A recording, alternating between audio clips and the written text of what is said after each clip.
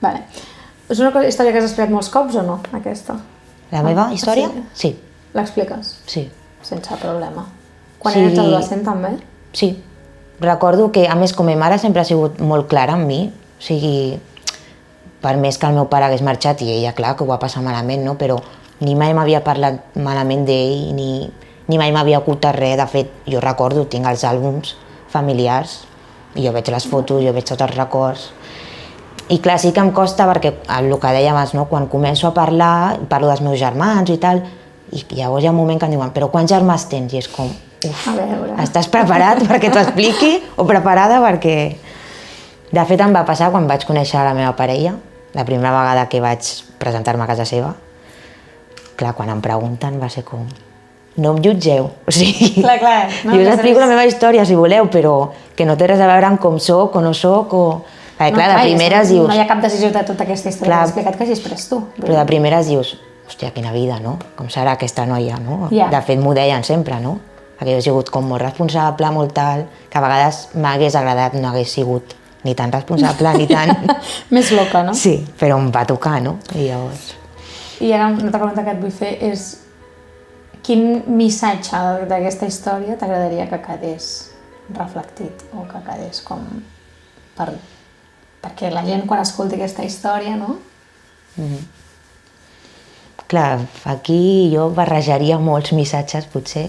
Un d'ells és que a vegades, o sigui, per més que et faci por, no, enfrontar-te als problemes, no, doncs que els has de fer. O sigui, jo, per exemple, sempre dic que potser no vaig conèixer el meu pare per por, per tot el que això dins meu que tenia, que em podia remoure molt, però al final tot surt, o sigui, i s'ha de passar i s'ha de viure i també vaig aprendre, no, que la vida no és eterna. O sigui, jo em pensava que sempre hi ha temps per tot, que ja ho faré, ja arribarà, i te n'adones doncs, que no, que arriba un moment que la vida et canvia i no has pogut fer allò que volies.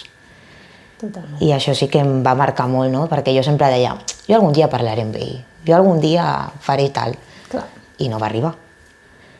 I també doncs, que la motxilla que porta cadascú, al final mai la pots descobrir al 100%, no? O sigui, tu coneixes algú, et fas una idea de com ha viscut o com és la seva vida, però no...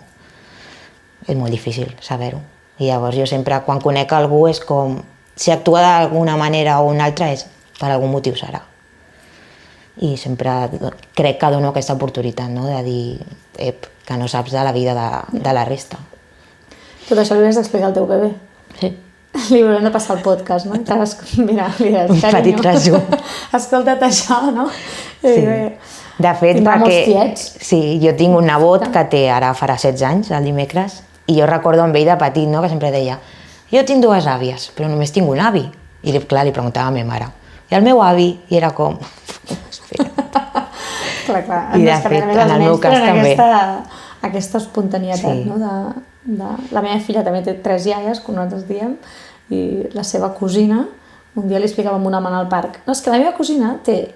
Jo tinc 2 iaies i 2 avis, però la meva cosina té 3 iaies, però només 2 avis, Però té 3 iaies, saps? I li explicava amb una naturalesa que a vegades als adults ens sembla com un món explicar segons què, no? I una nena o un nen de 3 anys o de 5, és igual, t'ho explicarà d'una manera que no li donaràs no li donarà cap importància. Sense importància, sí. I quan hagis de vindre aquí a que fem la teva història, vindrà la teva mare? Faràs vindre la teva mare?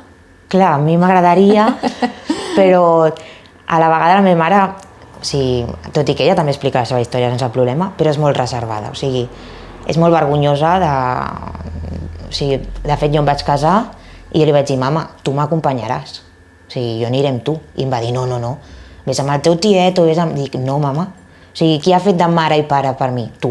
O sigui, tu ets la persona que m'ha d'acompanyar. Que jo no vull ser protagonista, que jo ho passo fatal, que jo tal...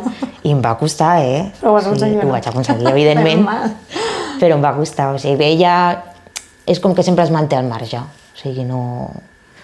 Per això jo ho intentaré, però... No sé. Em coneix la teva mare? Sí, bueno, ha vingut a veure els musicals i... Sí. No la conec, jo no sé quina cara fa així. Perquè et dic, perquè sempre va com amagades. No és la típica que ve i diu, soc la madre Natàlia. No. De fet, sempre m'ho diuen, jo no sé tu com has tret aquest tarannà, no tan espontani. Més germana, sí, més germana gran. sí que és així com jo, o més. Però ma mare no, sempre està com de segones, diria jo. Super. Sí, sí. Però De fet, també li agrada cantar. Ah, sí? A la teva mare? Sí. Ah, molt I a bé. ma germana, o sigui, és curiós, però les tres Ah, bé, tenim... bé. Quants anys té la teva germana gran?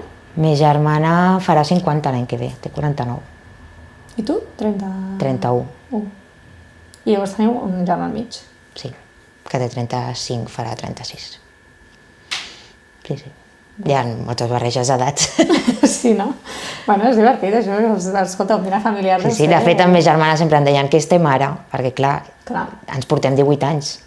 Ella em portava en el cotxet i tenia ja 18 anys. Clar. I per I mi, podria bueno, haver sempre ha sigut, perfectament. com ma mare també, diguéssim, o sigui, Clar. sí, sí. Clar, perquè ella, quan tu vas néixer, ella tenia 18. 18. Clar, tu diràs. Sí, sí. Déu-n'hi-do. Mira, si no vol venir ma mare, doncs puc ir tant amb ella també. Exacte, no? Exacte. Sí. Moltes gràcies. A vosaltres.